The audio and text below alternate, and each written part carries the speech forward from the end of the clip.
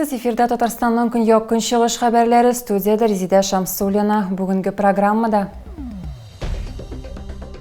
Әлмәт шәһәре үзәк мәчете зур реконструкция кичерә. Хәзер бу дини агарту мәдәни үзәге, ягъни тулы хукуклы иҗтимагый киңлек.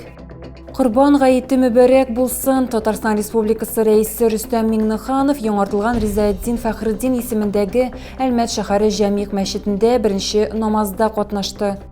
Әлмәт инде 7нче тапкыр триатлон үзәгенә әверелә. Ул илнең 20 төбәгеннән 780ннән артык иң көчле спортчыны кабул итте.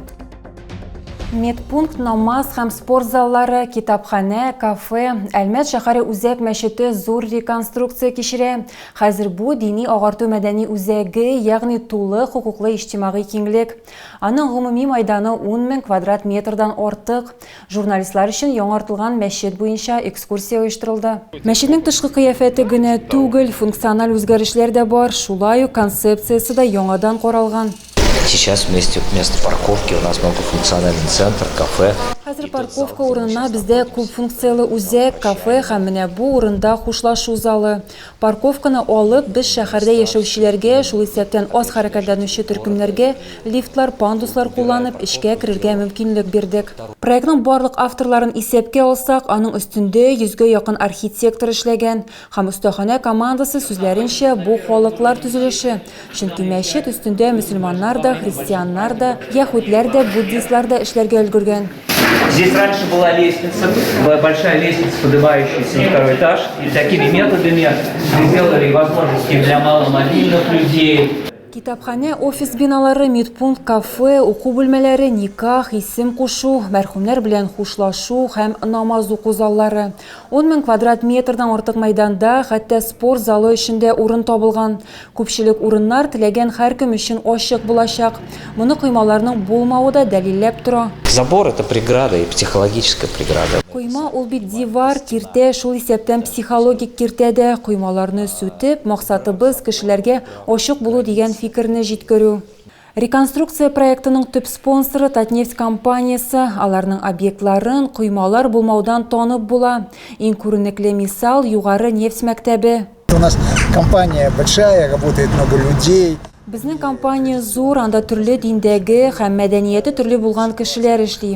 Әмма мәдәният дәрәҗәсе безне барыбызны да берләштерергә тиеш. Дини учреждениялар, мәдәният учреждениялары һәм алар кешеләргә гомум кешелек кыйммәтләрен сеңдерергә тиеш. Мәчетнең ачылуы Корбан гаетенә туры килде. Йөзләгән кеше бәйрәм намазына җыелды. Хәзер Әлмәттә 60ка якын мәчет бар, авылларда 43, ә шәһәр чикләрендә 12. Корбан гаетендә Татарстан Республикасы рәисе Рөстәм Миңнеханов яңартылган Ризаэддин Фәхретдин исемендәге Әлмәт шәһәре җәмигъ мәчетендә беренче намазда катнашты. Иртәнге сәгать 3тә Татарстан мөфтиенең беренче урынбасары Илфар хәзрәт Хәсәнов бәйрәм вәгазен укырга кереште. Гает намазы укылганнан соң җыелганнарга Татарстан рәисе мөрәҗәгать итте. Ул билгеләп үткәнчә, Әлмәтнең яңартылган мәчете чын мөселман дини агарту үзәгенә әверелгән. И оно дальше также будет. В мире согласия мы все должны жить в нашей прекрасной республике, нашей прекрасной стране. Аттракционнарга бушлай билетлар, пылау тарату, конкурслар, хәйрия төшке ашы һәм башкалар. Әлмәт шәһәр паркында традицион рәвештә Корбан бәйрәме үтте. Бәйрәмнән тыш волонтерлар бу көннәрне мохтаҗларга Корбан итен тараталар. Шәһәр һәм районның күп балалы гаиләләренә, тыл хезмәтчәннәренә, ветераннарга, инвалидларга. Сегодня, завтра, 3 дня мы знаем, проходит праздник. Бәйрәм 3 көн уза. Без Корбан итен җыябыз. Бу гадәттә 10-15 тонна һәм без аны шунда таратырга тырышабыз. Тагын бер традиция — хәйрия төшке ашлары үткәрү. Бу юлы кафега 80 оешма әгъзасы җыелды. Очень важен для социальной адаптации инвалидов. Бу инвалидларның социаль адаптациясе өчен бик мөһим. Безнең җәмгыять инвалидларны көндәлек тормышта, хезмәт эшчәнлегендә, көн күрештә һәм урамда кабул итәргә әзер түгел. Күп кенә инвалидлар ярдәмгә мохтаҗ. Төп сәхнәдә Коръән укучылар арасында бәйге узды, җиңүчеләргә татлы бүләкләр тапшырдылар. Балаларга тагын аттракционнарга 2000 бушлай билетлар таратылды.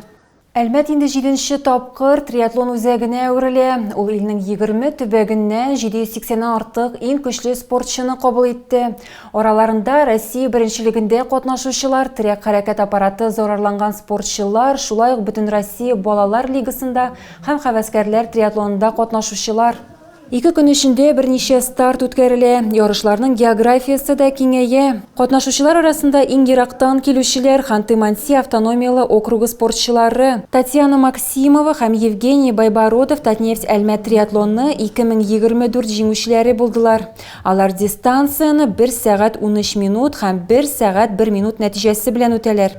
Әлмәттә гражданнарны яклау идарәсе башлыгы билгеләнде. Җитәкчене Тимур Нагуманов тәкъдим итте. Бу вазифада Алена Александрова эшләячәк. Оешмада үз елын 18 ел элек оператив дежур вазифасыннан башлый. Шулай ук Әлмәт районы мәдәният идарәсенә дә җитәкче билгеләнә. Бу вазифаны Лола Салихова биләячәк. 2017 елдан ул идарәдә баш белгеч, 2022 елдан алып начальник булып эшли. Шул ук вакытта җитәкче вазифаларын да башкара.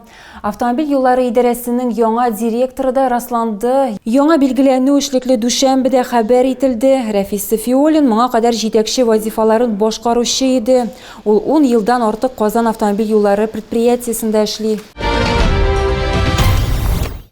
Тагы да күбрәк яңалыклар һәм тапшырулар белән безнең сайтта таныша аласыз. Без социаль челтәрләрдә дә бар, хәбәрләр юллагыз. Бүгенгә менә шулар. Мин сезнең белән сау булашам. Исән-имин булыгыз.